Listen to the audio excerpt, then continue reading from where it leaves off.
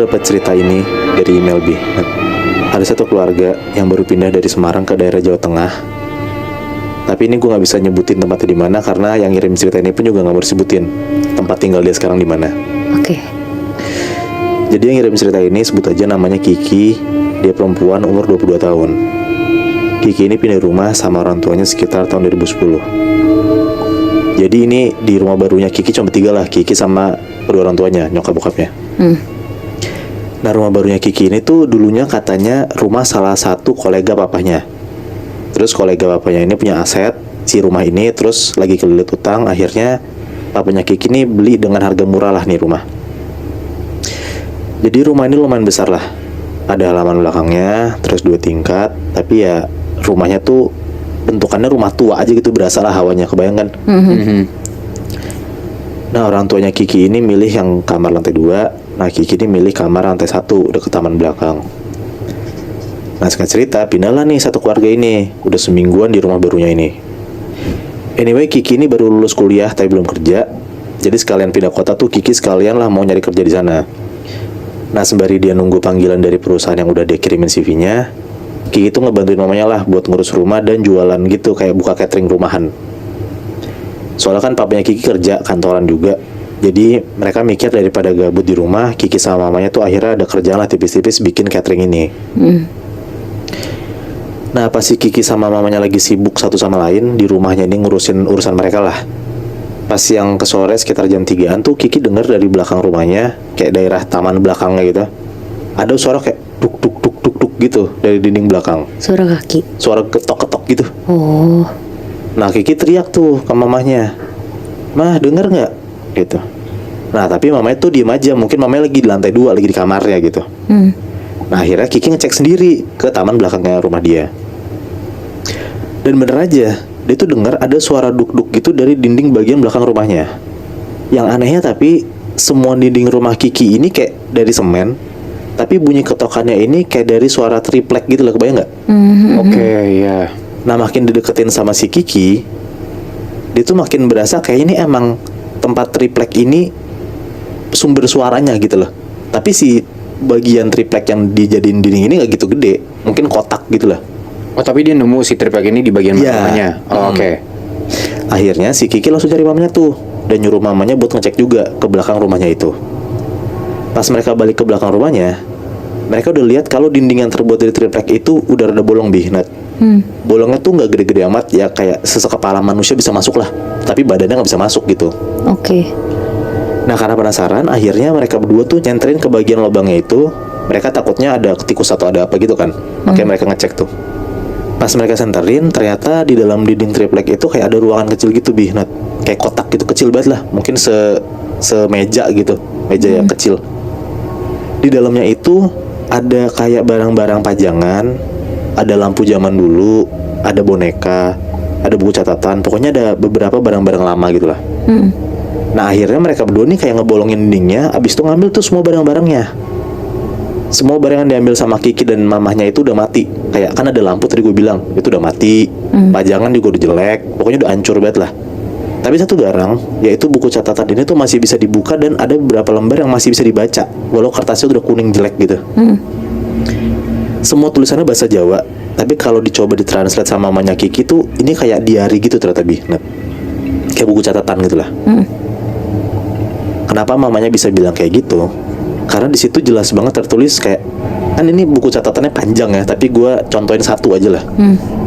Mamanya tuh ngebaca ada tulisan, di tanggal 14 November 1977, aku melihat kakakku mati dengan pisau di perutnya. Wow. Ini pakai bahasa Jawa tapi ya gue translate ke Indonesia ya.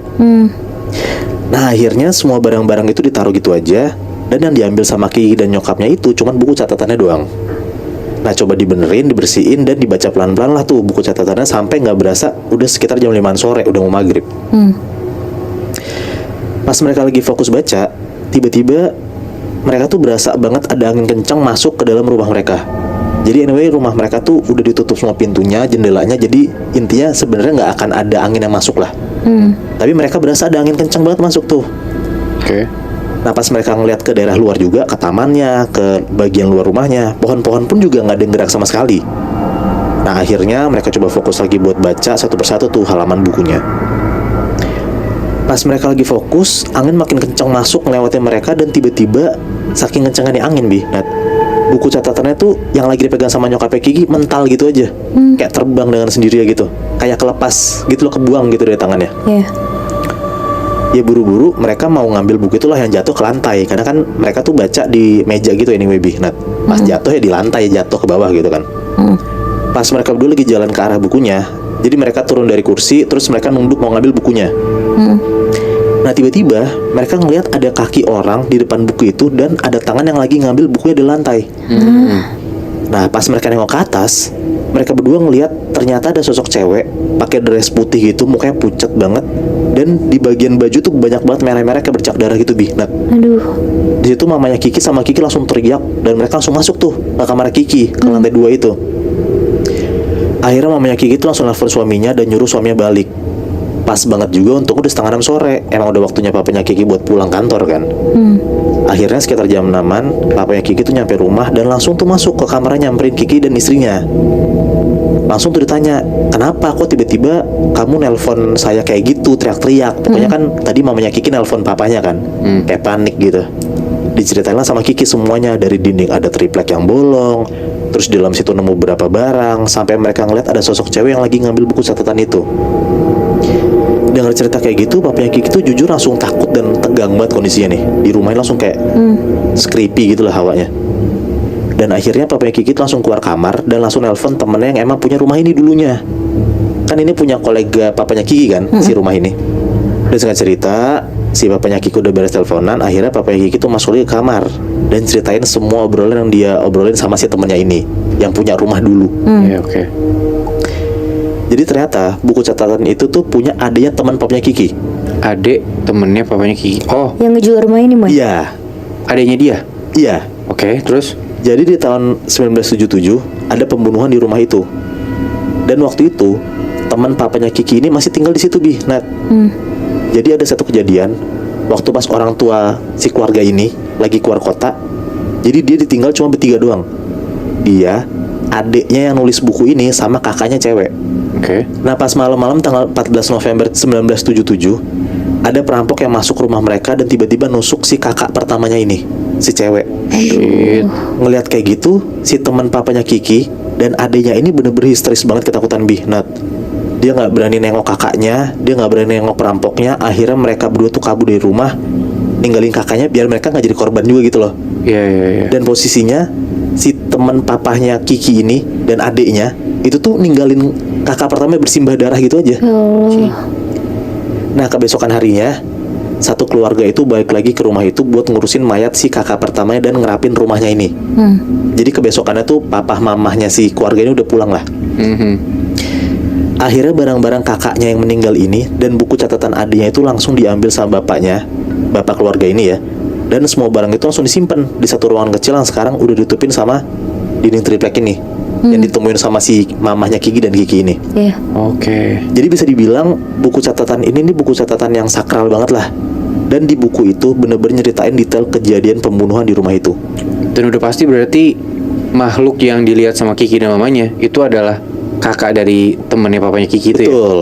Wah anjir. Gue gak tahu itu bener apa enggak, tapi gue ngerasa memang bener karena Kiki dan mamanya tuh ngeliat kan dressnya si cewek ini darah-darah semua kan Nah tadi kan dibaca juga di buku catatannya kalau si kakak pertama ini mati karena ditusuk kan. Nah mungkin bisa jadi itu sosoknya balik lagi ke rumahnya. Anjir.